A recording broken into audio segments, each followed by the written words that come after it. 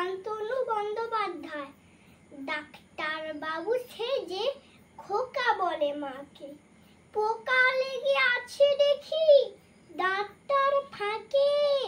মা বলে, তার মানে দাঁতটাকে ধরে তুলে দিতে হবে নাকি মরমর করে?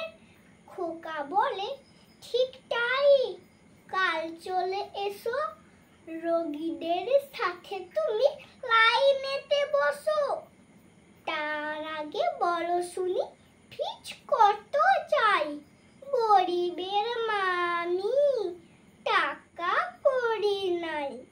খোকা ডাক্তার বলে আদরের সুরে, ফিজ নয়, চুমো দিও গাল দুটো ভরে।